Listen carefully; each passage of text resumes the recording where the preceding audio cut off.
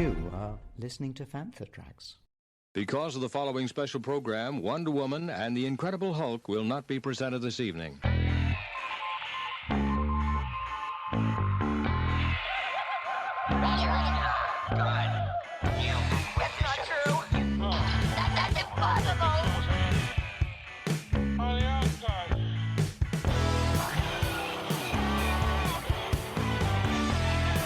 It's time to get all your Star Wars news in a single file. This is Making Tracks. Here are your hosts, Mark Newbold and Mark Mulcaster. It's not true. That's impossible. You're listening to Making Tracks and a very special episode as we return to Hotel Finster 1222 on the weekend of the 23rd to the 25th of February 2024.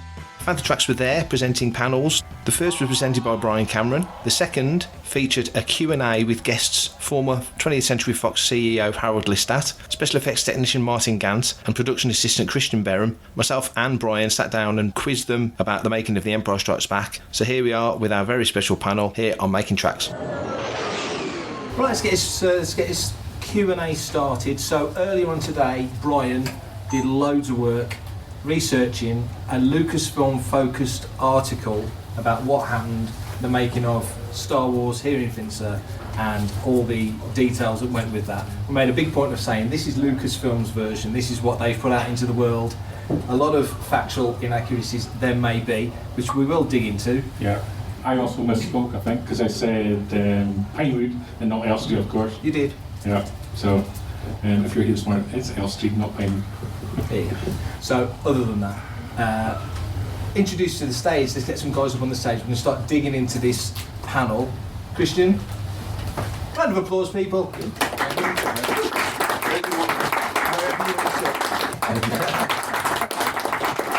Harold, would you like to join us? Can I just say a word? Of course you can.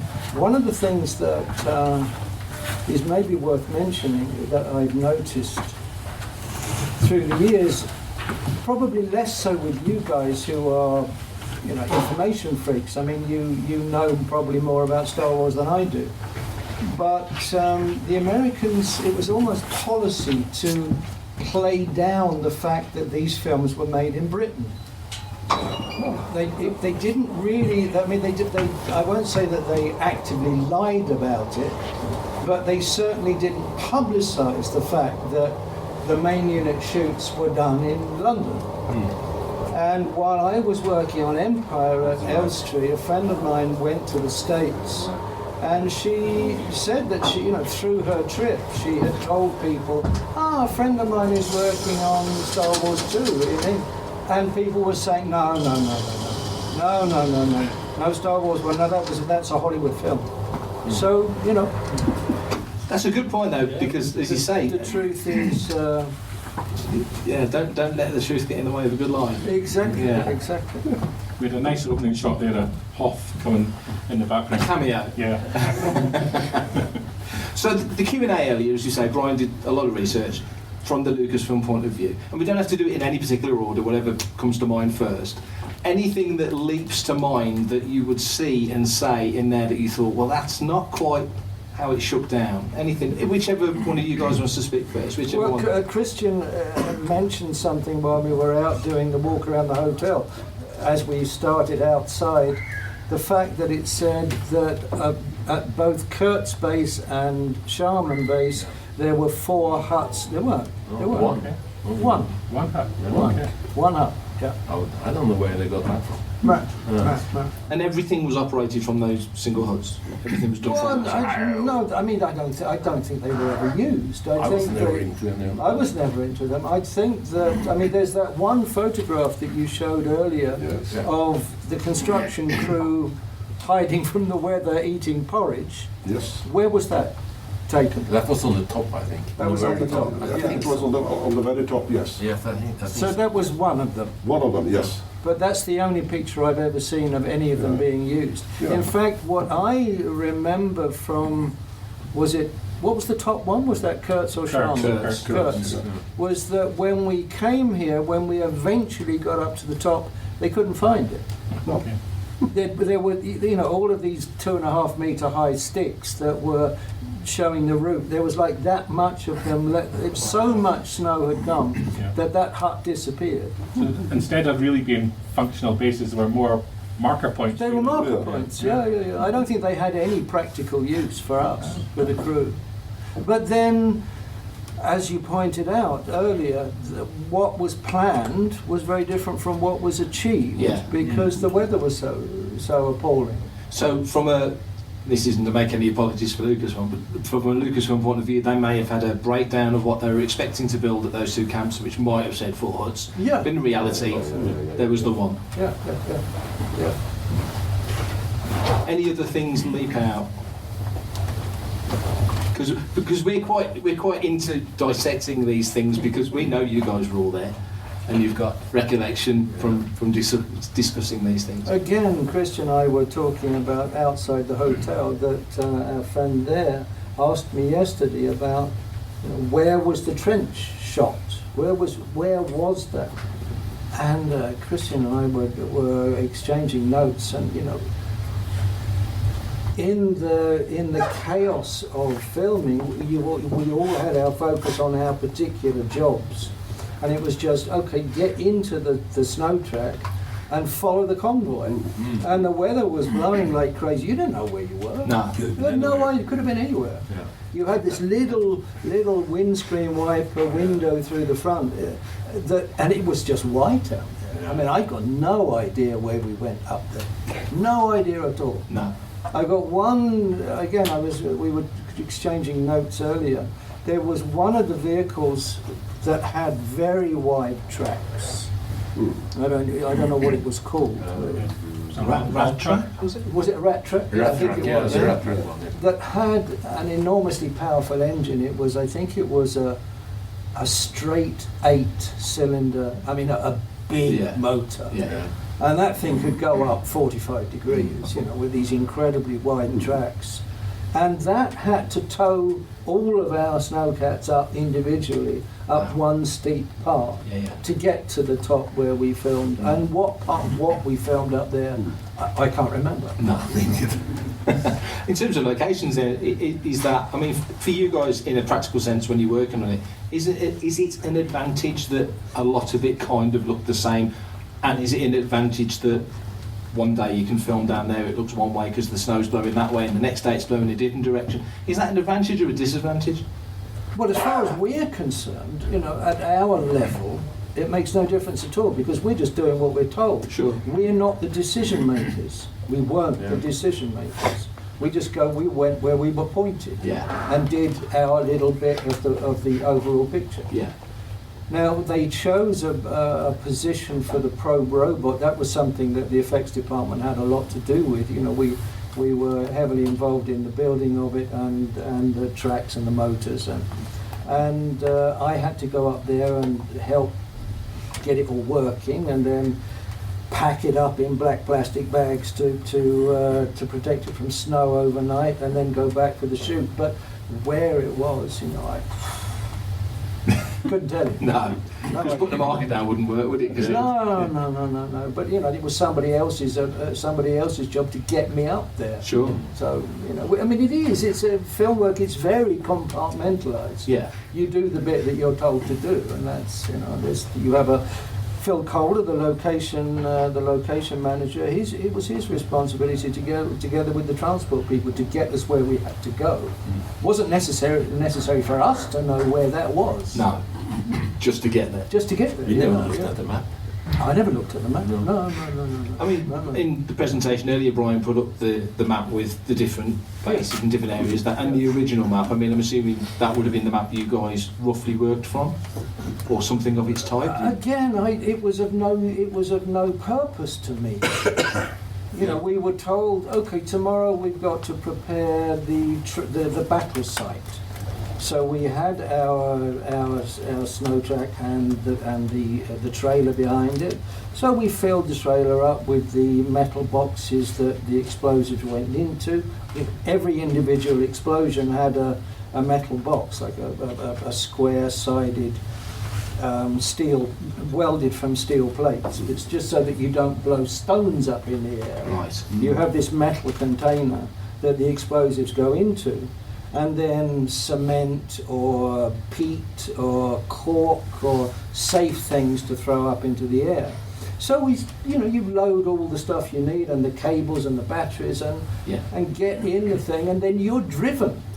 I didn't need a map because I didn't have to get. It wasn't my responsibility to get me to the right place. Gotcha. You didn't drive either. I didn't drive either. No.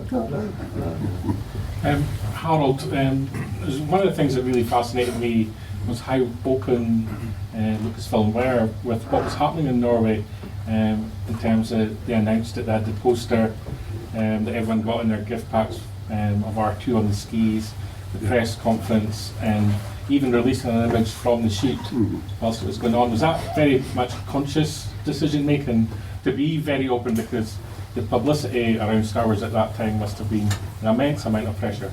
Well, in the weeks before shooting, we didn't get many instructions from Lucasfilm, so it was the local 20th Century Fox office that arranged the press conference.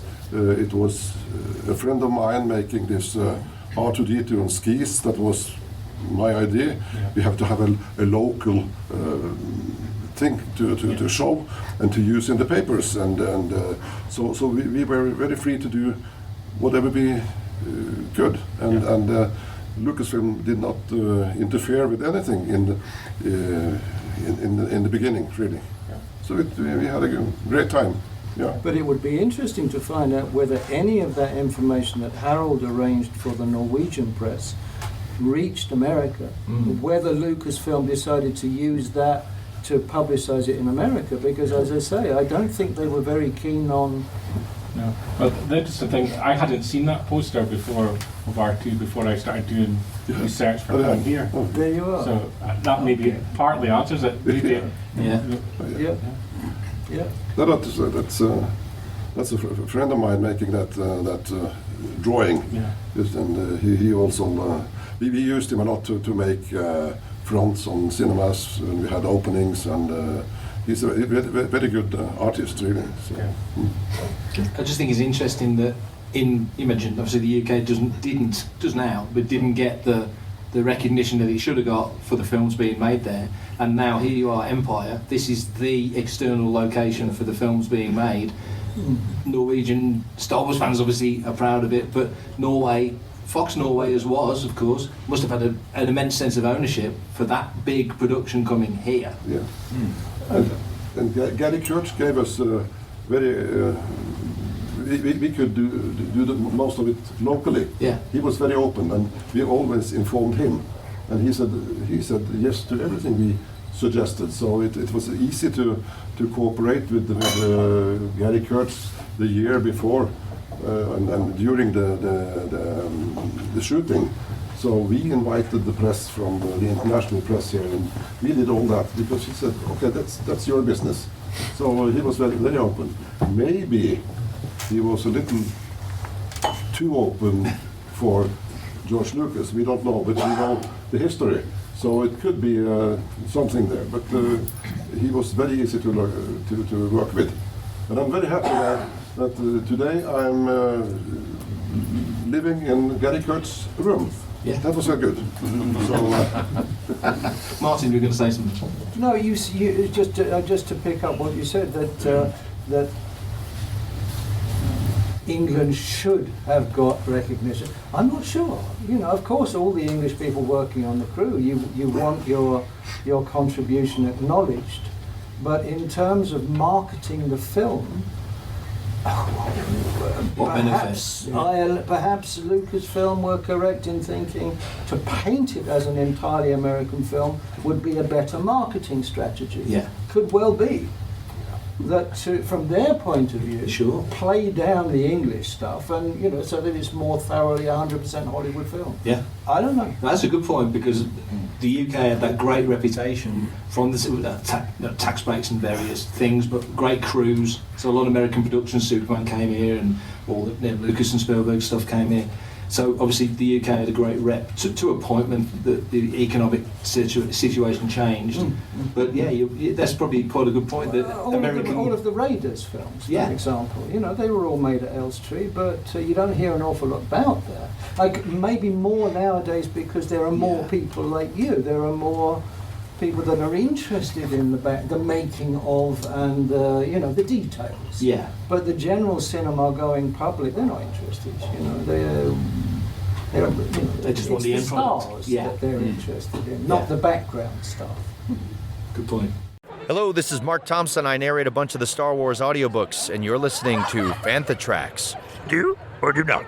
There is no try. Christian, working on the film, when you first came across the project, being aware of what you were going to do, first things first, I mean, to us, Martin makes a great point that Star Wars is, you know, it's a big deal and fans are into it. We dig into the history of it now, like archaeology almost. How aware were you of Star Wars at all when you first came across it? I was asked by Svein Johansen, who's the Norwegian production manager. I worked with him a lot. Fantastic guy, best first assistant director I worked with in my life. And he asked me if I wanted to join him on this production. And I said, what's that, Star Wars? I've seen something about it in newspapers. And it was probably late 70s, now must have been, late 78. And I think it was you, Harald, who rented Colosseum and showed us number one for us. For Elin, Hilde, Svein, and me. So I was deeply asleep when it finished. You know, Christian is one of the few persons I know that have been working on The Empire Strikes Back for 3, 4, 5 months, and he said, and I didn't like the film. I slept. So, but we rented. I told some people the other day that probably the nicest cinema in Europe, Colosseum Cinema in Oslo, and the group of us, we 5 of us, 6 of us, 5, 6 of us. We saw the first Star Wars to inform what is this about. Neither of us had seen the first one. Neither of us had seen the first one. Neither of us had seen it. So we're trying to have some idea of what we were going to do. There's always an interesting quote that I always recall back to that George Lucas made about he was more worried about the concept and how they would achieve the concept. That would, you know, solving the problem would come later. So for each of you in your different roles, I just wondered, was there a particular problem that you faced, and maybe how you overcame that? No, I think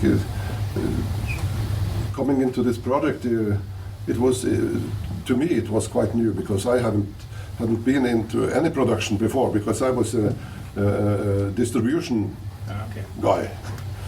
20th Century Fox of Norway, we imported and distributed pictures to the Norwegian cinemas. So when we got the chance to do this, we found it very, very interesting. It was a great job. Yeah. I think for me, strangely, it seems really strange to say it now, but probably the thing I had to overcome was lack of enthusiasm. It sounds really strange, but as Christian was saying, you know, the first film had been released, and it was a huge hit. I'd gone to see it, and I wasn't impressed. You know, it was too bright, too goody-baddy, too simplistic for me. And I just came off Alien when I was about to start this one.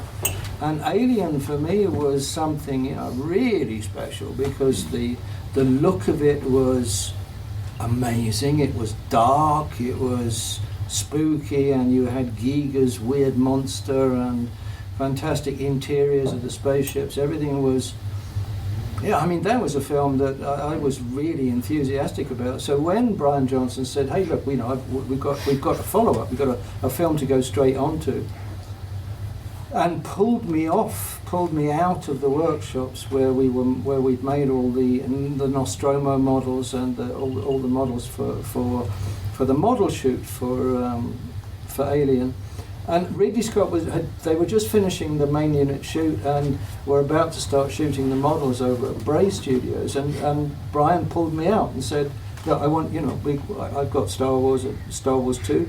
I want you to go over to Elstree and start setting the workshops up." And I was, I want to be in Bray and Ridley Scott and filming. But of course, I've got a year's work ahead of me, so it's like, I've got a job, great. So do what the boss says. But I wasn't kind of blown away at the thought of working on Star Wars. But you also have to remember that in the 70s, there was no guarantee that Empire Strikes Back was going to be a hit. Absolutely, yeah. It could have flopped, it could have been, because they didn't do sequels in those days. No. Sequels were almost unheard of. You sometimes had like Hammer House of Horror. Yeah. They would make several vampire films or Frankenstein. I mean, there was that kind of general, there was the Carry On series. You remember that? Yeah, of course. So sequels were a kind of, it's a bit of a no-no. Mm-hmm. So when they said, there's a sequel coming out, there was no guarantee it was going to make any money. And Star Wars as a phenomenon, Star Wars as a kind of iconographic part of film history, that wasn't in the 70s. No. That has grown and grown and grown and grown and grown through the subsequent decades. It wasn't in place then. So, it's an Empire. But I mean, of course, through the course of it, it was a fantastic thing to work on. And really interesting, and there were 1,001 details I could talk about, sure. But that was the first kind of, to answer your question, it was about enthusiasm. Star Wars.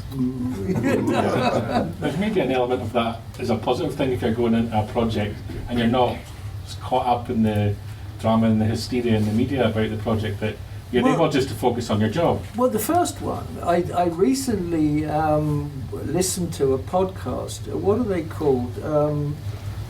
Filmimentaries, or there's Jamie Benning. Yeah. Jamie Benning, yeah. And it was the one with Madeline Most, who was the camera assistant, and she talked a lot about that, about filming the first one. When they filmed Star Wars 1. The English crew at Elstree, they were really dismissive. This is some heap of shit. I mean, really, the first assistant apparently was really rude to George Lucas. They were, they were not helpful. The director of photography was very unhelpful. Gil Taylor. Gil Taylor. I mean, Gil Taylor was a big figure. Yeah. He was a very famous photographer. Stop. What's this rubbish? So he was very patronising towards Lucas. Yeah. Nobody knew that Lucas was this boy genius. So this is an answer why Elstree doesn't get much of the credit. Yeah. Exactly. Yeah. No big thanks from Lucas. No.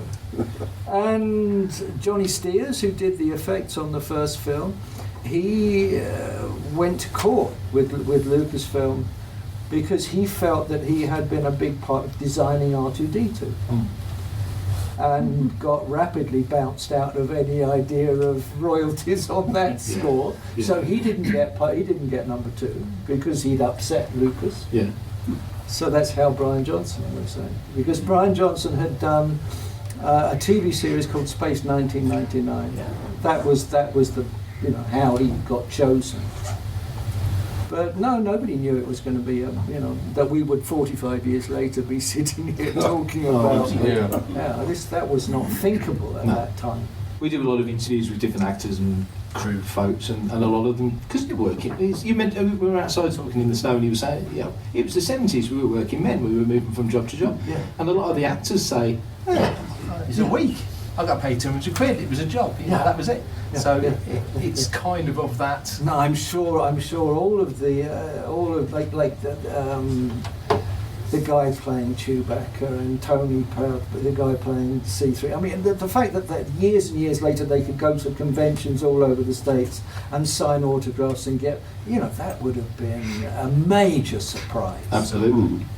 That was like, where did this come from? Yeah. But then I was sitting at lunchtime today asking some of the guests here, what is it? You know, what is it about the Star Wars franchise? What is it about those first 3 films that has made this possible? What is it about? And I was just thinking out loud and saying, you know, is it the fact that it's such a kind of, you've got the good guys and the bad guys, and the good guys win, and yeah, well, it's not just that, because Robin Hood is that too.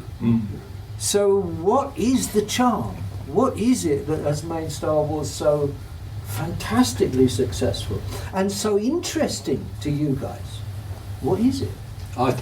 I think there's a dozen different reasons, Yeah. and I think most people would agree that it's Tell a me, mixture of tell me. when it came out, the age we were when it came out, Yeah. the merchandise that came along with it. Yeah. There was a special kind of magic about that film that hit kids when they were between 8 and 10 years old, Yeah. and just the fact that the sequels were so good. Yeah. And I always think it's the McCartney thing. When McCartney, he couldn't read music for years, and he said, if I knew how to write a Beatles song, I couldn't write a Beatles song. And Spielberg said the same. Yeah, if I knew how to do it, it'd become formulaic, and then people would figure me out. So it's kind of better when it's that sort of Quicksilver So thing. it's just some magic that Just some magic. Yeah. Where you know, we were talking about Rebel Moon, new film that came out on Netflix last year, that everyone said was going to be their mega smash, and I haven't heard anybody talk about that film for about 2 months. Yeah. So, and yet Star Wars, here we are 45 years later, Yeah. and here we are sitting in Norway Yeah. talking about it. Yeah, So. yeah. The sci-fi film that came out a year or so ago that had a little kid that was a robot with like a hole in the ear. The Creator. What was it called? Creator. Creator. Now I remember seeing a trailer for that in the cinema, thinking, "My God, that looks amazing! Ah, wow, look at that!" And it disappeared. And I saw it on one or other of the streaming channels, and it was like. So what makes that kind of? What is it that grabs everybody's attention? And I think so many other franchises and so many other filmmakers have been reaching for that for decades to try and get their own version of, and a couple have come close. Yeah. You know, but no one's ever quite got it. No, I was talking to some of the guests about my son is now working in London, and he worked on Andor and was down to work on one of the TV spin-offs, and they pulled them back. They've delayed them all, and the Marvel Universe have delayed their films. There's a big question mark about, because they're not doing the business they thought they would do. I mean, what do you think about the TV spin-offs? Mix for me, where there's some of them fantastic. Andor series I absolutely love, but a lot of people will say it's not Star Wars because it's so radically different from the kind of storylines we've seen before. Yeah. Then there's other elements of it where you feel it's a little bit flat and a little bit of a disappointment. Like there was a lot of excitement over the Obi-Wan Kenobi series, and it just didn't have that spark that ignited my imagination. Mandalorian, what did you think of Mandalorian? First 2 series I really enjoyed. Last series, Yeah. but it's all it's all very subjective. And I think It is very subjective. sometimes it's all about the timing of when a project comes out as well, Yeah. and that it just captures the mood of the public at the right point in time. Yeah.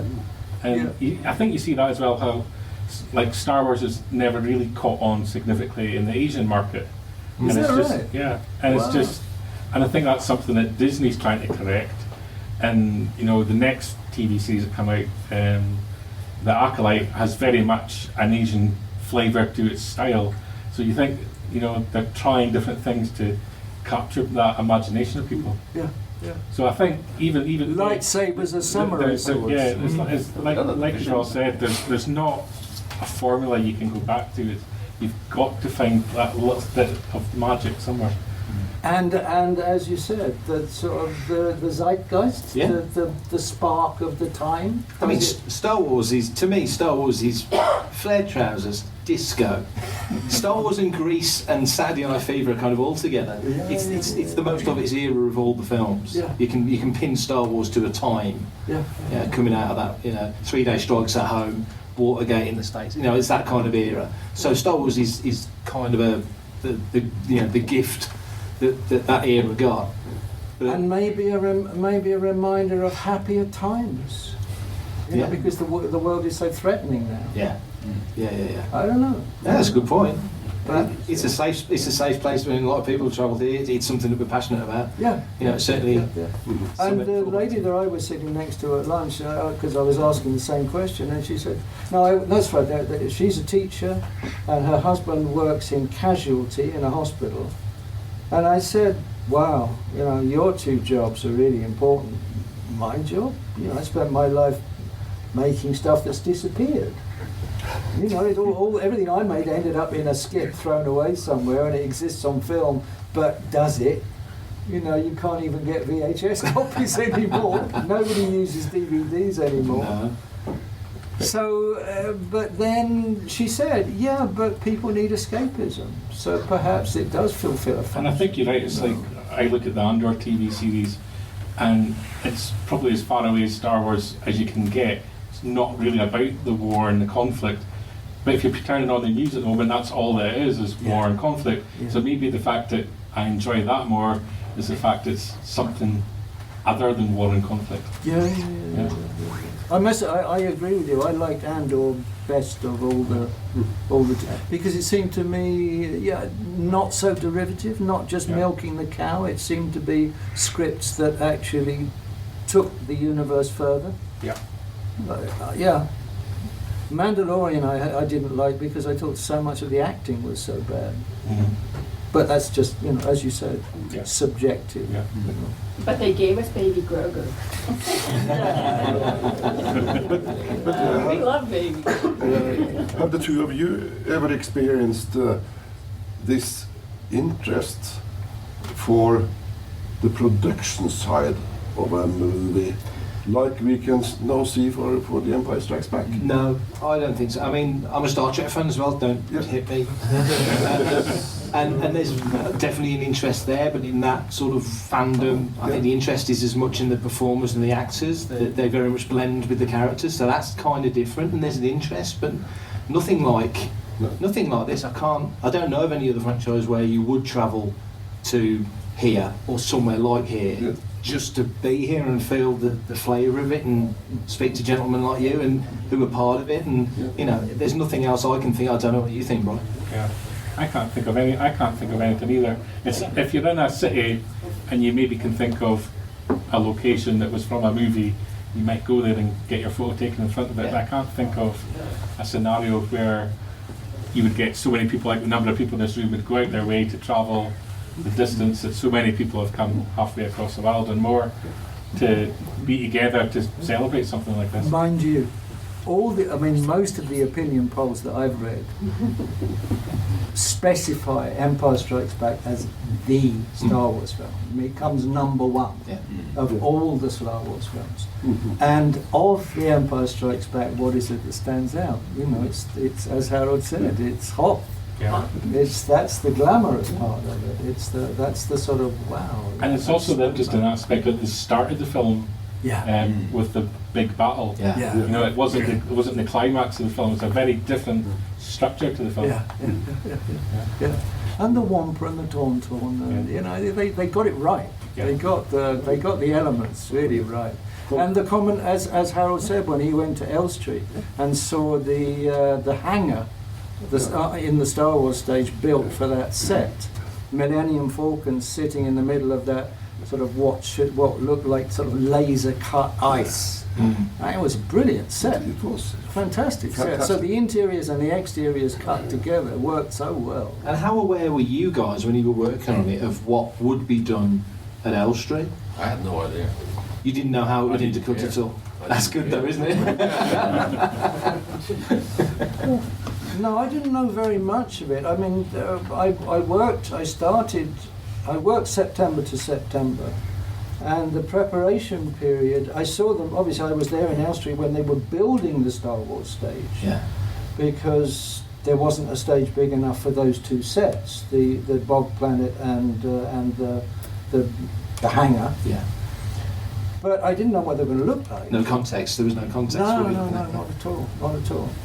I mean, what I remember mostly from that time is I was laying in bed last night, preparing myself for this, just trying to get the details right, and thinking, was I invited to Finsa first, and then they fitted the built the Tauntaun around me because I was going to Finser? Or did I go to Finser because I was the smallest guy on the crew? And I'm not sure. Totally. I'm not sure. Yeah. But that was the preparation period. I was up in the makeup department a lot, being fitted into that. We made the effects department made the metal work for the sort of seesaw thing that I sat in and that supported the body. But then all the movements for the head, that was Stuart Freeborn's department, and I had to go up and he was adjusting so that I could reach everything and rehearse with it. Yeah. So there was that, and then building the probe robot arms, because the probe robot had to go, that had to be sent. We had a date where it had to be packed in its box and sent away for Christian to unload at the other end. Yeah. But then what I mostly remember of that period is The Shining. Because The Shining was being filmed in Elstree. Every time The Shining finished with a set, Star Wars would move into it. Yeah. So when we were doing preparation at Elstree, The Shining had most of the studio. So I saw, and my brother was working on that, so I got to get in and see Kubrick's sets, which were very special. Yeah. Can I ask you about the operating of the Tauntaun? Yeah. And how difficult was it? Because it's part of my presentation. Well, it was mostly uncomfortable, because I'm sitting on this. I had this uncomfortable seat and something to rest my feet on, and my arms were up here with a bunch of rods. I couldn't see what I was doing. And if you remember the piece from the film this morning, because it was in the making of book that I think it was Alan Tompkins off the top of my head who commented that it was incredibly difficult to work with. I think we had a discussion on Friday, and you thought he was maybe referencing the Wampa. I think he was talking about the Wampa. Yeah, because he was talking about how heavy it was to carry on your shoulders. I didn't have any weight on me. That was all on the frame. Whereas Des Webb, the poor guy in that Wampa suit, I mean, that was a struggle. Yeah, I think he talked about how painful it was and the whole performance for him. Yeah. But looking at looking at that film this morning, or those segments that you showed this morning, of me in that thing, and Irving Kershner, it's too jerky. And of course, nobody had told me. I didn't get schooled in making slow and ponderous movements as a creature of that size should have been. Yeah. I was just like, well, I'll pull this and I'll do that and see what they say. And what they said was, it's too jerky. So I had to slow it down. But I mean, really, I should have spent a number of hours with people feeding back. And I moved like no, take that bit slower and move the eyes. No, that doesn't work. Nothing. No, straight in, deep end. Deep end. Yeah. For everything in one location, daily news, reviews, interviews, podcasts, video, and social media feeds. Bookmark FanthaTracks.com for Star Wars news 24/7, 365.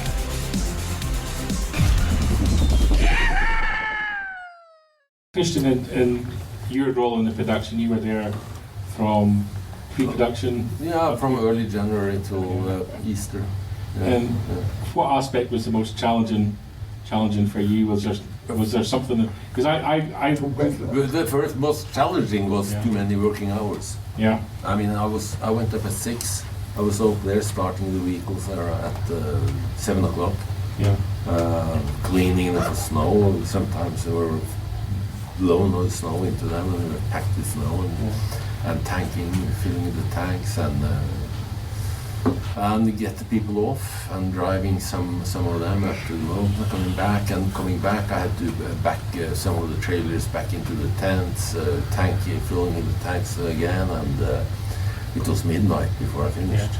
There was 7 days a week. A lot of people on the production talked about it was the camaraderie of the crew that got them through it, because there were so many. It must have been demoralising. It's like when you've worked so hard to create the trenches, and you go back the next day and they're completely filled in, and it's just and that kind of environment. It must have been. I didn't dig the trenches, thanks God. But one thing is quite important about why this when I worked on it, it was not important for me the result. Is that when I worked in a Norwegian production, we were at that time in the 70s, we were a crew of 20 people, and it was the DOP and me.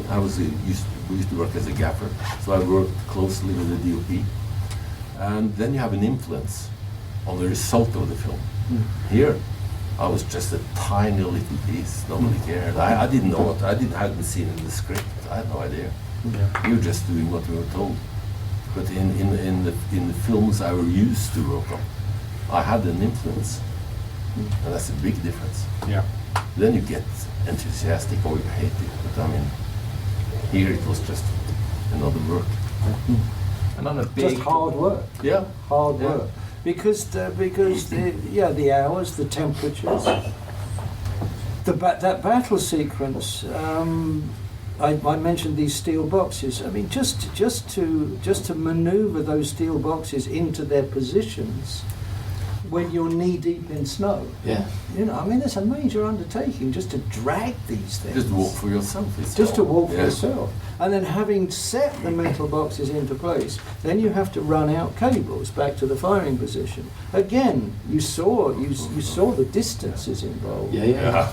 And then having run out the cables, you have to fill them up after every shot with bags of cement or peat or cork or, you know, it's just exhausting. Yeah, and constantly cleaning up and making sure everything... Exactly. Yeah. I mean, we mentioned this virgin snow. Yeah, exactly. I was thinking of that, yeah. Go on. Yeah, because you know what virgin snow means. Mm-hmm.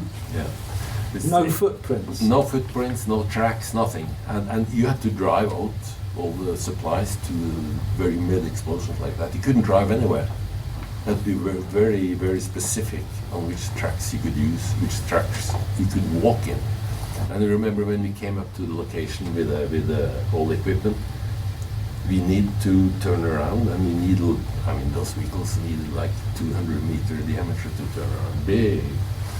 And it was so complicated if you want to overtake another one, because then you were driving to the virgin snow, you know. And that was quite a hassle. That slowed us down in many ways, and we got stuck, and we had to back up with the trailers and without touching the snow outside the tracks. Yeah. And we the rebel soldiers, when the 80s came, we had to run in between all these explosives. Martin was just sitting there, firing off, and we had to run and not to step on them. Yeah. That was quite interesting. So a lot of it is time consuming. I mean, obviously you've got a plan of what's going to be done, so you know what's going to be done. But from the way you all described what you did, it's not shoot me, take go again, it's a lot of resetting. No, take two would take a long time to reset. Yeah. Absolutely. Which is, of course, one of the major advantages of CGI. Yeah. Is that when they put all the explosions in afterwards, they can just keep filming and keep filming. And, you know, it's. I mean, CGI has you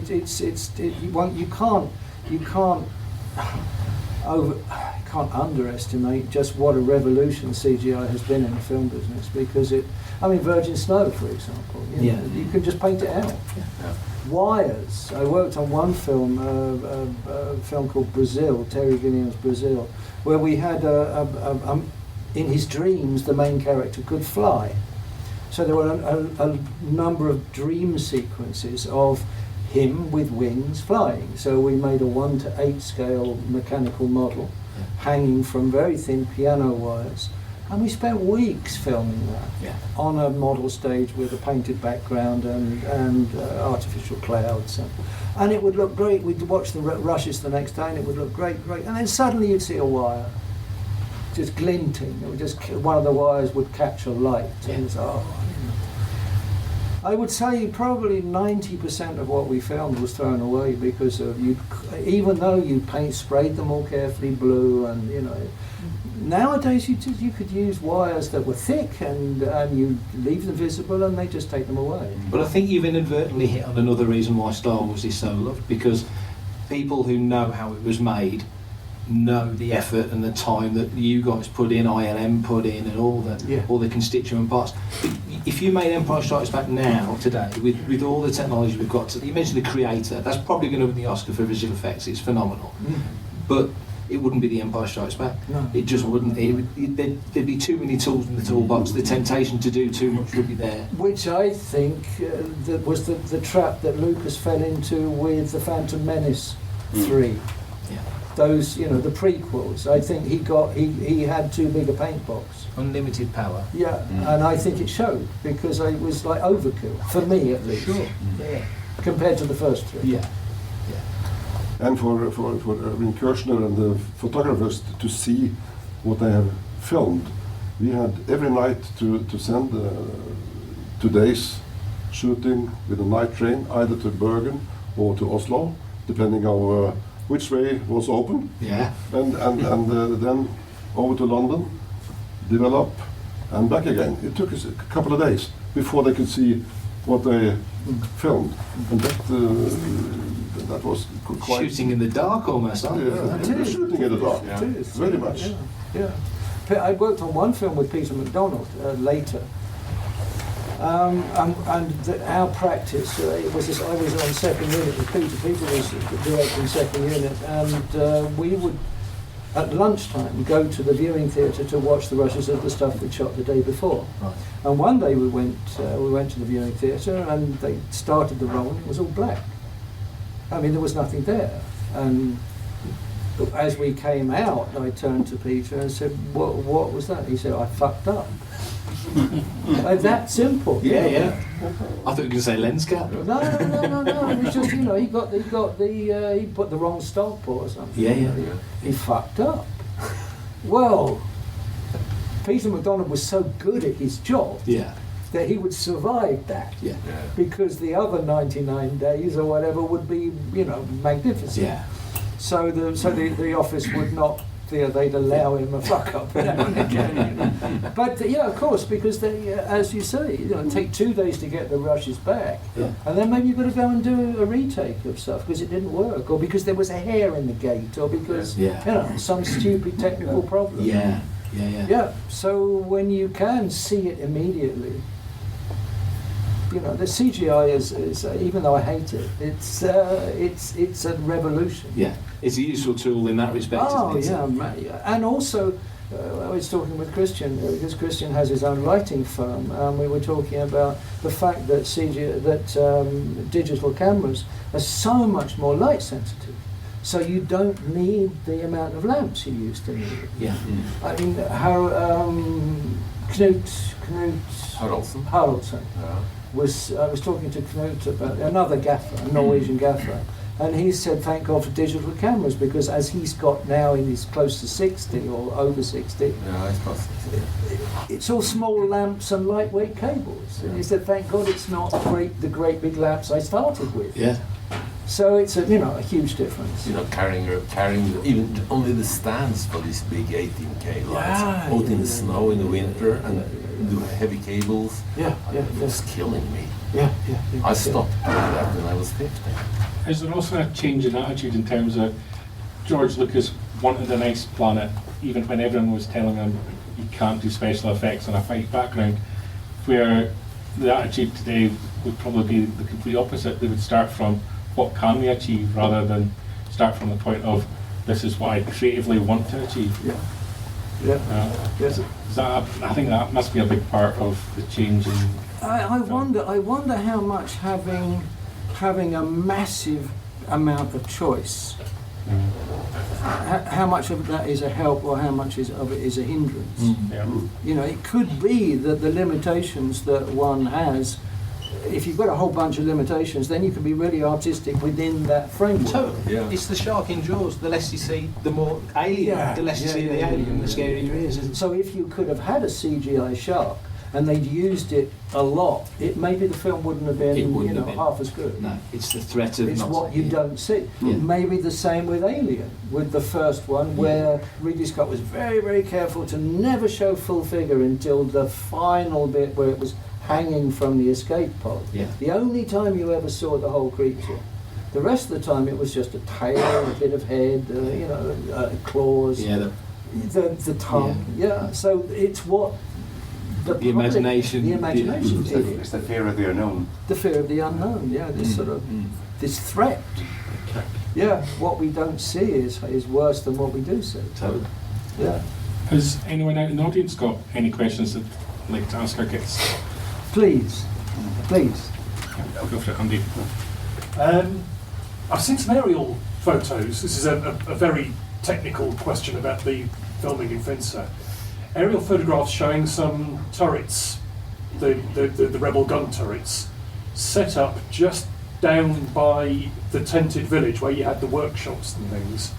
So there are 2 turrets stood there. Just wondering whether you did any filming, whether it was second unit, whether it was explosions. No, they were just placed there before they were taken up onto the glacier. Definitely. Nothing was done with them there, because those turrets, we had the special effects department. We had an oxyacetylene rig to make them fire. So it was possible that we could make an explosion come out of them. And one of our guys, Philip Knowles, was in one of the rebel costumes because he had to duck inside it and turn the gas off between takes. So, but all those were done on the battle site. Thank you. There wasn't anything shot here. Yeah, one for Harold really. Obviously the success from Empire, did it put kind of 20th century Norway on the map, and did that kind of open doors for other productions to come to Norway?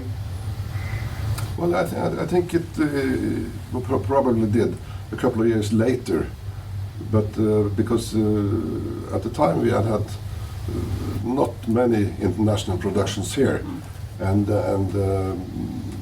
nobody knew about this production before we started. Before we had the big press conference in Oslo, and then they started to get interested, and I think it put Norway and also the 20th Century Fox on Norway on the map. Yeah. And for us locally in 20th Century Fox in Norway, it really put us on the map. So we got a big star in the 20th Century Fox organization. That was great for us. Yeah. And also it was box office. I think the Empire Strikes Back for us in Norway, as far as I remember, was even bigger than Star Wars. It was a big success. Yeah.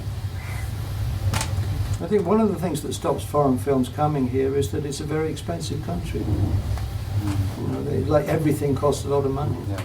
When people hear about the cost of food, the cost of restaurants, the cost of beer, cost of transport, it's like, whoa, it's, they want to go and shoot in cheap places where they can get stuff for nothing. Tom Cruise is coming. Yeah, he likes it. Yeah, he likes it here. Yeah, he likes it. Yeah, he likes it here. I mean, there is spectacular nature. He comes for the. He's coming for the nature. Yeah. I mean, he did that motorcycle job. Yeah, that was it. Some friends of us, they were in the Åndalsnes that day, and they stopped all the traffic. And as far as I heard from them, he had 7 jumps before they were satisfied. 7 motorcycles, everything. But they still have one in the Åndalsnes, and they're going to display it in the square. But shortly after the Empire, Superman 2 came up. Yeah. Yeah, I was on that with Elin Eriksen for, I think it was a year. What did they do?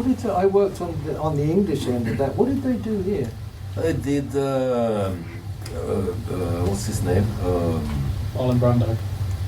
No, he was in the first one. Christopher Reeve. Yeah, he was kind of coming out of the white. He went walking off into the Fortress Society, did he? Yeah, walking back. Yeah, and it was a big truck with oil pipes passing by. It was supposed to be shot in Alaska, but they did it in Norway because it was cheaper. The diner. He stops with the diner. Yeah. It was only a couple of days. He was a nice guy, Christopher Reeve. He was a very nice guy. Very nice guy. Yeah. You mentioned what a nice guy Mark Hamill was. I mean, we kind of know that, but you really He really endeared Mark himself to the Hamill, Mark Hamill was a lovely guy. He was really, really sweet. He was unaffected. He didn't have any kind of stuck-up star stuff about him. He was just a really nice feet on the ground guy. He was really sweet. Really just a pleasure to work with. A lovely guy. Very few of them are accessible like that. Yeah. I mean, I'm not saying that they're all horrible, but they're, I think that when they're not performing, they probably get, this whole fan thing must be exhausting. Yeah. So they just kind of, very few of them you get close to. I think when they are climbing, trying to get famous, they are worse. When they are up there, they are more relaxed. Yeah, maybe. I worked in Burgundy in the Donald Sutherland, and he was fantastic. Crazy guy, very nice, very friendly. Robert De Niro invited me to a party in Buenos Aires. Come, Martin, come and sit with me in my car. Yeah, all right, Bob. But it doesn't happen very often. Was that on the mission? The mission, yeah. Oh yeah. Yeah. That was a tough thing to work on. That was a great thing to work on. Yeah, but it was hard, wasn't it? It was hard, but it was a wonder. I mean, 5 months in South America? Thanks very much. Yeah. Any more questions? So yesterday we saw a bunch of pictures about the decision making bringing Empire Strikes Back here, and so there were a lot of figures on these pictures, but I don't remember seeing George Lucas anywhere. So was he completely uninvolved with the whole project, or what's the story on this? I think he, I didn't hear the question. I was asking if George Lucas was involved in the process of Was George deciding Lucas to come involved in the planning? Did you ever see him? We never saw him. No. It was we just dealt with Gary Kurtz, and George Lucas was never here, and we never met him. So Gary Kurtz, I think, to us he was the producer. Yeah, very much. 100%. Yeah, very much. And he was a very nice guy to work with. He was Gary Kurtz was. I mean, he was a strange guy. He was a he was a Mormon for a start. The strange beard. Didn't drink. And very stone-faced. I can hardly ever remember seeing him smile. I mean, he was always just super serious. And he was just like this shadow. He was just around all the time, just watching. And so I had much more to. I mean, we had much more to do with the English production office. Robert Watts, Bruce Sharman, Phil Kohler. But Gary Kurtz was just this sort of superior figure, distant figure, who was there just to watch it. When they were doing the recce, trying to decide on a location, were they shooting footage here as well as photographs? I'm just wondering if what information might have went back to California. Stills pictures. Stills pictures. Oh, Yeah. There were no. I mean, this was even before video. Yeah. So I guess you could theoretically they could have shot Super 8 or something, but no, it was just stills. Just took lots of stills. But we had Gary Kurtz as a guest in Oslo about 1 week before going up here, and private. He was a very nice guy. Yeah, I'm sure. Yeah, we went to some museums. We went to Frognerseteren to have dinner, and he was a very, very private guy. Yeah. So then he was very nice. Yeah. Then he wasn't the stone face. Okay. As he was here. That's what was the professional side. I think he was really. He was a shy guy. Yeah. He was shy. I think I probably coloured by the fact that my boss, Brian Johnson, the special effects chief at Elstree, he was invited to a party with Gary Kurtz. And the following day we said, "How did that go, Brian?" He said, "That was weird. There was no alcohol." It was like carrot juice, and which is unheard of in Britain. It was like, as I said to some of you earlier, but the film business in the 70s in Britain, it was very boozy. There was lots of alcohol. Everybody drank at lunchtime. I can remember once I was in Elstree, and one of the riggers actually fell out of the studio roof, what they call the Reds, which was these steel girders. he fell out of the roof onto the stage floor, which was like a Straight on the floor. 3-story drop. And he didn't die. And they said the Because only he was drunk. Because he was drunk. He fell like a rag doll. And I mean, maybe he broke some bones, but he didn't die. He didn't die. That's great. So yeah, a party with Gary Kurtz where there's no alcohol. That would be whoa, strange guy. But in private, he was probably really. He was another other guy private. Yeah. Logistics for the operation in a way where obviously you had that big convoy of train carriages initially. Now, what happened on a daily basis? Were you getting resupplies of various things, diesel or petrol? It was coming in every day. Barrels and barrels of fuel. Yeah. That was just... And alcohol. Yeah, not every day. Not every day. Not every day. And I mean, it was supplies coming every day. And that was your responsibility to... Well, sometimes. Yeah. Yeah, sometimes. Yeah. We had a buyer at the special effects department with Dag Alberberg. He was going back to Oslo to look up, you know, what we need this special switch effects. or that. Yeah. So yeah, things were coming up the railway line. At that time, they had a train leaving all station going to Voss every day, both ways, which was only supplies. I think you could travel with it as a passenger, but it was only made for supplies, not for us only, but for everywhere. People having hut cottages and stuff. But the hotel depended a lot on them. And today, that's a problem for the hotel here to get supplies, because the train stops for 2 minutes, and you have to, if you need to get some new sofas or whatever, bathtubs or God knows what, you have to get everything off in like quick as you can. Yeah. So for them, it's when that train stops working, that was a big problem for them.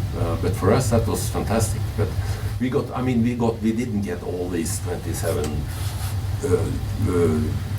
carriages with supplies at one time. It was 2, 3 sometimes, maybe just half of one day. And when we got all the vehicles, that was a lot. That was a lot. And you had to drive them off down on the platform. It was a little complicated. And then the passenger train was going to pass, and that had to be on the platform side, so we had to back up and go on to the other track and wait for the passenger train to leave again and go back and start all over again. Took a lot of time. Yeah, a lot of work. And the same way to get everything back. Yeah. And the big huts they came in, they were not built here, they came in as a barracks kind of, but they were heavy. And to get them off the train was really tricky. That was Mode's problem. I bet putting them up was hard work too. Yeah, you had to tow them up. The rat track towed them up. Really? Yeah, that could do anything. Yeah, that was a tough machine. Yeah. Where did that come from? Because it's a slalom downhill slope somewhere in Norway. They use it for because the other ones came from Sweden, didn't they? Yeah, snow tracks came from Sweden. Yeah. Do you remember the name of the car? They all came from Sweden, yeah. Yeah, there was a Volkswagen engine, but the gearbox were kind of mirror-wise, so it was very confusing to drive them first to second, third, etc. And with the belts, it's a very heavy thing heavy machinery to move around. So when you get in the first gear, and you get up the speed a little bit, and you want to get in the second, and you have like half a second. If not, you stop again, and you have to go back and try to get up the speed. It was complicated. And if you turn the steering wheel without moving, you broke something. Yeah. And then Göran, the Swedish guy, had to come in and climb under there and start dismantling thing and put it back. They weren't easy to drive, were No, they? not at all. Not at all. No, it was a knack you had to learn. Because the steering is kind of, you're slowing one belt. Yeah. Yeah. I mean, you can't turn the belts. It's just slowing, braking one of them or something like that. Yeah, complicated machinery. Yeah. For each of you, I just wondered if you had a lost in memory, something that's always stuck with you over the past 45 years. That Yeah, the girl from the ski lodge. What was her name? I can't remember. It wasn't that part of her I remember. Today she's 82. Yeah, no, she's well, she was 10 years younger than me, so she's 63 now. 63. One of the best stories is you were asking for the condoms for the, from the shop. You all heard that story today? No. About the condoms? Yeah? Yeah. Oh, I heard about it. Yeah, no, so they need to use condoms for not for explosives, but for the... Well, we used them for bullet hits, to have blood in. So I don't, but I don't remember there being bullet hits. Did we do bullet hits here? I don't know.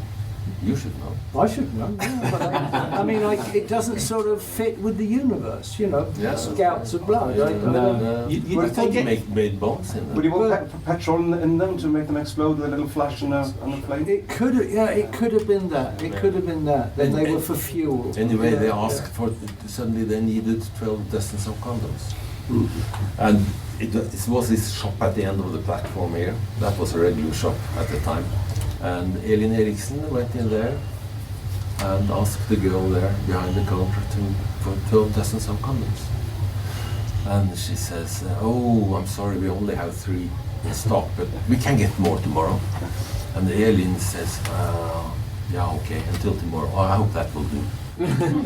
And of course, she knew that it was 3 girls on the whole crew and 100 men. The girl behind the counter, she had some weird ideas. Harold, as well, did you have a memory of something that stuck with you over the years? And also you talked... My memory is mainly to be able to work for 2 years together with a very international team and very professional people. That was a fantastic experience.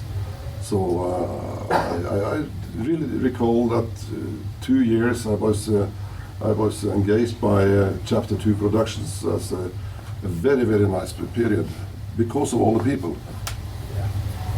Everybody very nice and very professional. So I always remember, really. Yeah, I was sharing with some of the guests here outside this morning. The first film was nobody took it very seriously. The crew. It was just another small, low-budget American film. But this one, I mean, this was a whole different ball game. I mean, it was all the heads of department were at the top of their game. They were the first assistant director, Dave Tomlin, was the best in Britain. Peter MacDonald, the second unit director, was the best in Britain. Norman Reynolds, the production designer, was extremely good. This was a cream crew. But Bill Wesley. He was well known as he was a very effective. I mean, you saw on that documentary with him telling the Norwegian actors how to use. I mean, he was he was a difficult guy, but he threw himself into it like crazy. But he was first assistant director on second unit. On the second unit, and I was for 2 weeks. I was second assistant director. Under Bill. Under Bill. Wow. And I didn't understand a word of what he was saying. I didn't sing there. So I had to try to imagine what he might be saying. He was screaming that in a megaphone to the rest of the Norwegian extras. And I asked when Peter MacDonald was here just before the COVID, and I said, to work out to Bill Wesley, that was really difficult. I didn't understand a word of what he was saying. And Peter said, I don't understand him. I said, oh God, thank God. And he said, that's the only second assistant director I know who don't read the script and he don't have a watch. But he's doing his job well. Yeah, I worked with Bill again on The Mission and on Richard Attenborough's Cry of Freedom and Memphis Belle. The Mission and Memphis Belle, and Bill was great on both of them. But I met somebody. I was in Bergen a few years ago, and was talking with one of the Norwegian crew, and he had done a commercial outside Bergen with Bill, and by that time I think Bill was probably going towards. think that was a Hallmark commercial we made Was it? here. Was Yeah, it? yeah. Did you have crew from Bergen? Yeah. Yeah. And Bill was on that? Yeah. Well, they said that he was, drinking too much and... The trouble with that production was that the cameraman and the director hated each other. Yeah. It doesn't... So that was a good reason for drinking too much. That was hell. Yeah, but they were... No, it was a very good... It was a top crew. Really. And the camera operators... Mike Brewster was one of them. He was like second camera or third camera. And Peter McDonald had him as a kind of, he was under Peter's wing. And when we were here last time, 4 or 5 years ago, Peter was talking about how much respect he's got from Mike Brewster. So yeah, some really, really good people. The prop crew, Charlie Talbot. Do you remember Charlie Talbot? Yeah, really good people. Yeah, and the top flight. It's good that he did, because Lucas bet the farm on that second film, didn't he? And luckily it came through. And Robert Watts. Legend. Really clever guy. Really clever guy. Great guy. Yeah. I can't imagine any of you would have imagined you'd be here 45 years later Not in a talking about million it. years. No way. No way. I just wondered how it feels to have your work that you did, talked about and celebrated all these years on. No, of course it's wonderful. It's wonderful. It's a little bit slightly. I mean, the only slightly galling factor is if you look up my name, if you type in Martin Gant on the internet, what comes up is this. Yeah. And there's another 50 films. But it's this. This is the one. This is the one that I am remembered for, which was right at the start of my career. So I was a snow shoveler, shoveling snow into a wind machine and racing around with a smoke gun. What I did 40 years later as a production designer, where I was, designing the whole set, that's forgotten. It's the shoveling work that's written. I think we've used up all of our time. I think we have. All right. Unless anyone has any last questions they want to ask. Yeah, let's Big one in. Quick question. Talking about equipment and props, was there anything lost in the snow? I heard rumors that Star Wars fans are strolling around there in the summertime, looking for... I'm sure somebody found something later on, but I think they did a very thorough job cleaning up in the summer, didn't they? I think so. Oh, there was a clean-up crew, wasn't there? Yeah. There was a clean-up crew, yes. Yeah, Okay. definitely. But I'm sure, of course, it's something. There is something up there. It will be something. So just go on. Feel free, but do it in the summer, not now. Thank you. And any time tonight or tomorrow, ask us. We are not anxious. Yes. That's what we're here for. That's brilliant. Guys, thanks so much for your time. Really appreciate it. Big round of applause.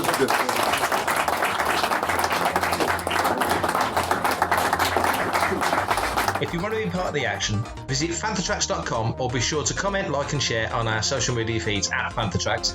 Send in your listeners' questions by emailing radio@fanthatracks.com. Subscribe, leave a review, preferably a 5-star one, on Amazon Music, Audible, Apple Podcasts, Google Podcasts, Spotify, or your podcatcher or smart speaker of choice. And as always, thanks to James Temple for composing the Fanthatracks intro, Adam O'Brien for our Making Tracks opening music, and Mark Daniel and Vanessa Marshall for our voiceovers. Tune in to Good Morning Tatooine. It's live Sunday evenings, 9 o'clock UK, 4 p.m. Eastern, 1 p.m. Pacific, on Facebook, YouTube, and Twitch. And check out our Fanthatracks Radio Friday night rotation every Friday at 7 o'clock UK time for new episodes of The Phantom from Down Under, Planet Leia, Desert Planet Discs, Start Your Engines, Collecting Tracks, Cannon Fodder, and special episodes of Making Tracks, and every Tuesday at 7 o'clock UK time for your weekly episode of Making Tracks. And remember, Fanthatracks.com, our social media feeds, Fanthatracks TV and Fanthatracks Radio are absolutely